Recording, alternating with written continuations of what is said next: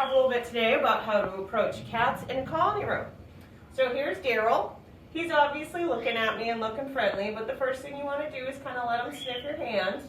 And he offered me a cheek, which usually is an invitation to give him a little pet. Hi, buddy. Yeah. So when you're interacting with cats in a colony room, what's really important to kind of pay attention to is the body language of the cat, and make sure that a cat like him isn't getting overstimulated.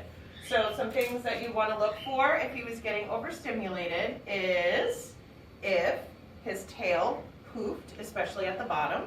Sometimes they get a ridge of hair that will stick up as well. Sometimes their tail will also start flicking back and forth. The ears might start to go back. Those are all signs that the kitty's had enough.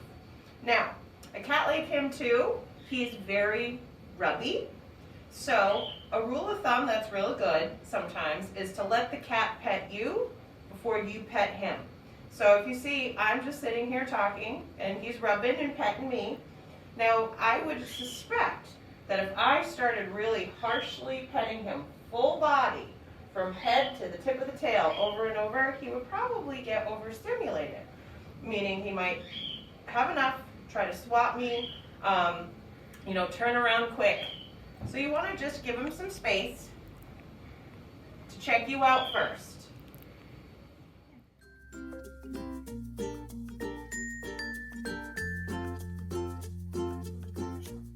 All right, so here I am in Colony 3, which is our spirit cat room, and spirit cats are cats that are shy. And, there will be shy cats that you come across here at Dakin that aren't necessarily in just Colony 3. So some things that you want to look for in a cat that is shy is that they're usually hiding in a space such as a carrier. There's a little carrier right here with a little kitty in there. Hi, buddy.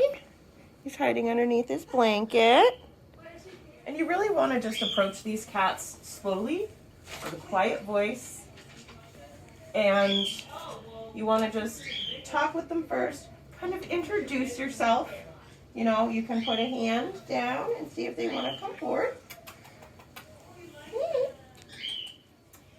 And so if the kitty doesn't come forward for a pet, we have these back scratchers. So these back scratchers, just think of them as an extension of your hand. So you can lay it down and let them sniff it. And then you can kind of go in for a little cheek rub. Oh, look at that. See, she's leaning in. So since she's doing that, and she's kind of sniffing and checking things out, that's kind of for me a green light. See if I can reach my hand in. Oh, good girl. Sniff. Oh, and a cheek rub. And a forehead pet. So when you're approaching a room or some shy cats, again, you want to use a quiet voice. You want to talk with them because even the voice of a person can help reduce their stress. So with a cat like this, I have a feeling he's under the blanket. You just want to say, hi, Leo. What's happening, buddy? Oh. And then you can lift that up and see his little face. What do you think? What happens if I go? So he's letting me rub. Oh, he likes the chin scratches. That's where it's at. So with any cats like this, it's very important that you don't push them. So you want to stick to the forehead, the cheeks, the chin.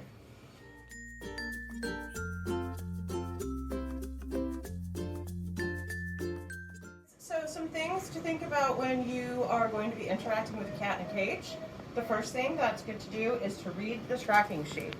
So you will see here the cat's name is Finn. We have appetite, stools, urine, vomiting, behavior. So he is tracked as hiding and hissing. So when you read that, that's a good indication that this cat is stressed. So you always want to just, again, approach with a soft voice and quietly and slowly. Okay. So I'm going to just lift this up slowly. Hi, baby. What's up? How are ya? How are ya? So you can see he does have some rapid breathing. His eyes are a little dilated. So he's a stressed boy. So he doesn't really seem like he wants me to interact with him very much, but he's kind of just staying where he is.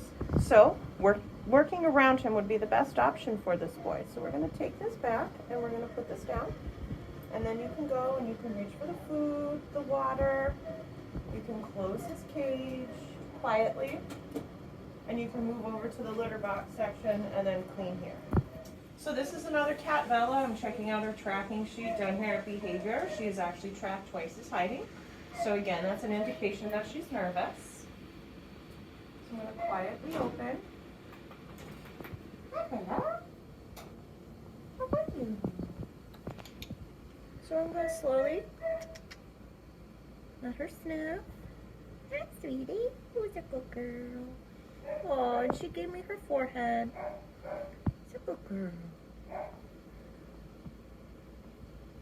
So a cat like this, when cleaning, she seems comfortable and content where she is. So you could service this side of the cage, food, water, and then you could go over here and do her litter box. Maybe she'll come out and say hi to you. Maybe when you give her food, she might come out too. But she's enjoying some pets on the forehead right now. And the cheek. Good girl, Bella. So this is Dandelion, and I'm checking out her tracking, and it says that she's been hiding. So we're going to check out and see how she's doing. I'm going to open this quietly. Hi, Dandelion. Oh, look at you. So if you could see that, she had a good stretch, which is a good indication that she's relaxing a bit. Oh, what you doing? So I'm just reaching in. Hi. So she sniffed. She seems a little nervous, but she's very alert and aware. Yeah, she also looks like she might be interested in playing. So a cat like this, you could get an interactive toy and play with her in her cage. What's the important thing to think about with cats in cages as opposed to cats in colony rooms? In cages, they have much smaller space. They have less options of choice. So always going slow and quiet, especially if a cat is in a cage, is important because they can get stressed and startled more easily as opposed to a cat in a colony room that can remove himself and go up high or hide in a hidey spot.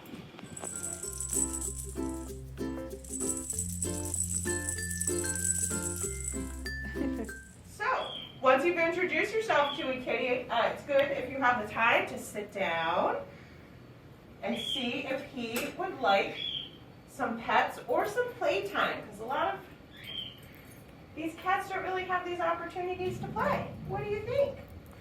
So we're going to do a little in-cage play with Dandelion. Now she doesn't have a whole lot of space, but when I was interacting with her earlier, she seemed very interested and alert. So we're going to see. Oh. I'm going to let her sniff it.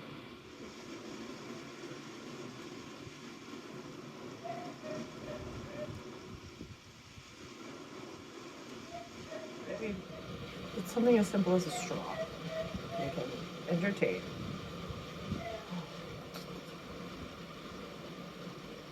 Now, some positive reinforcement that you can do is temptations.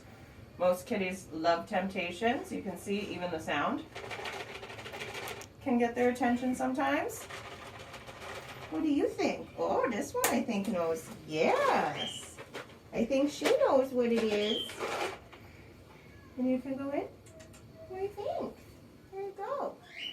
Now, if a cat is not as approachable as this cat, you can also use the little back scratcher, whoops, as a delivery system if you'd like, and put it in if you're a little nervous. And another thing that you can also use is an interactive toy.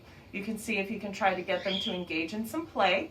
You can start off, in their little hidey area, and if, see if you can coax them out. And then you can also use the good old catnip. Now, not all cats like catnip, but a good majority do.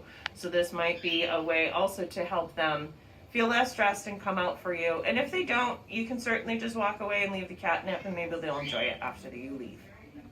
So if you are looking for enrichment supplies, cat toys, cat treats, here's where you're going to find it. So this is in cat adoptions in the back right corner.